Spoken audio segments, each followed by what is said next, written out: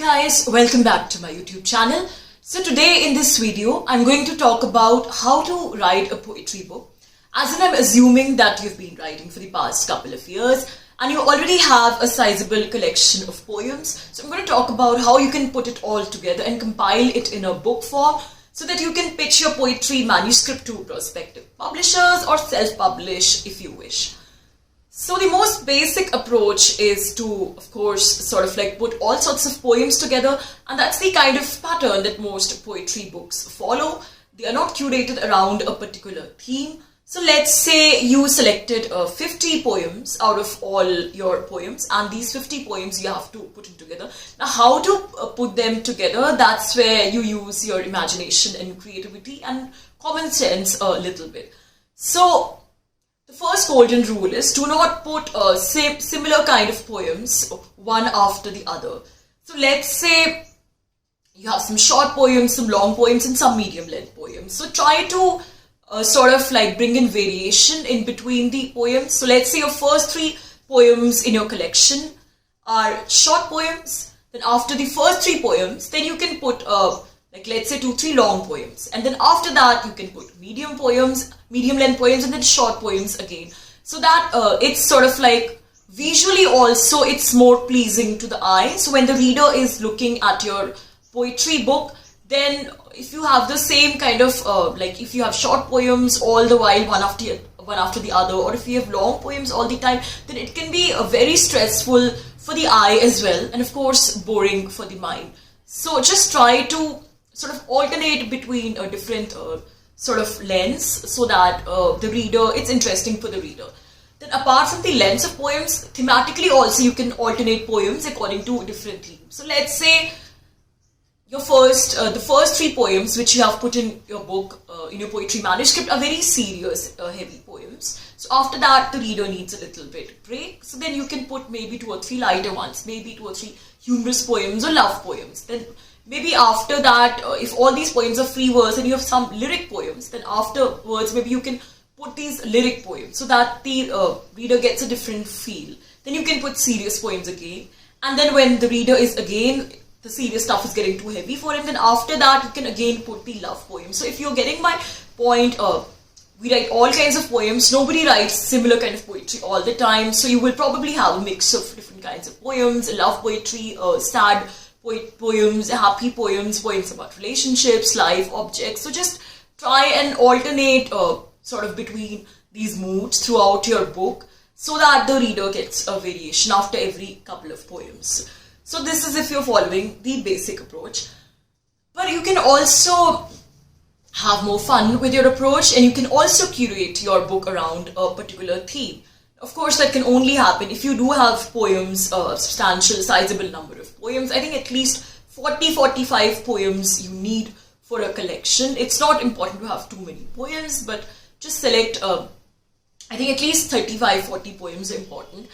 And then in that also, so let's say you like traveling. A lot of people curate their poetry collections around travel poetry. So if you travel to a lot of places and you're in the habit of writing poems that are inspired by those places, or just poems that generally have a feel of traveling, then you can curate your collection around travel poetry. And this kind of collection, sort of which is around a theme like travel poetry, is also more interesting to the publishers from a publishing point of view, because there's generally, it's something which people can sort of connect to, relate to, traveling. So it can even be better for, from the point of view of a publisher accepting your manuscript.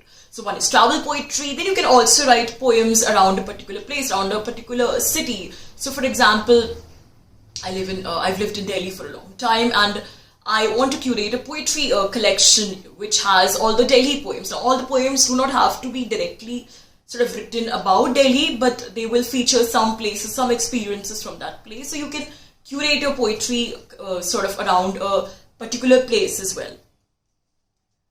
Then another way of curating your poetry collection is, even if you do not have poems, like similar kind of poems about a place or whatever, even then you can use your imagination and curate your poetry collection so that it looks more interesting and intriguing to the prospective publisher and also to the reader. So for example, let's say you like drinking coffee. A lot of people like drinking coffee, and coffee and reading are sort of two interconnected activities, and it can be tea also. I'm just saying coffee because I like coffee more. So coffee, you can, let's say, curate your poetry book around the idea of coffee and writing.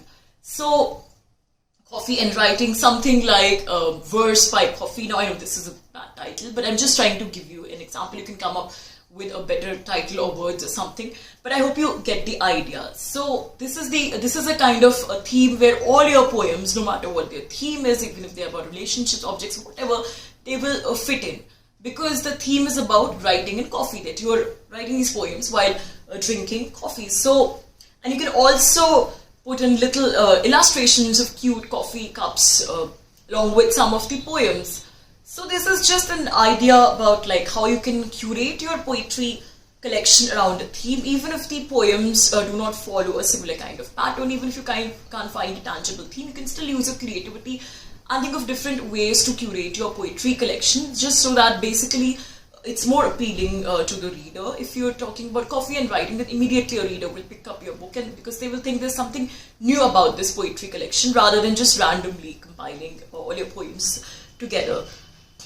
One more thing you can do is that if this is possible, then you can collaborate with an illustrator and an artist and have basically illustrations for sketches for all your poems or some of your poems. Now, of course, this is not possible for all poets, but if your poems have that visual element, if they're telling a story, or if you think that the language of the poems is like that, and if you think that illustrations would suit your poems and you have somebody you can collaborate with, then that will be perfect. So if the illustrations accompanying your poems, then of course illustrations make the poetry book more lively, they make it visually appealing, and from a publishing point of view also, then your book will become more exciting to a prospective publisher if it has also illustrations. Because let's accept that when we are pitching a poetry book to publishers or to readers from a huge variety of books, if they have to look for a particular book, poetry book that looks appealing, that they find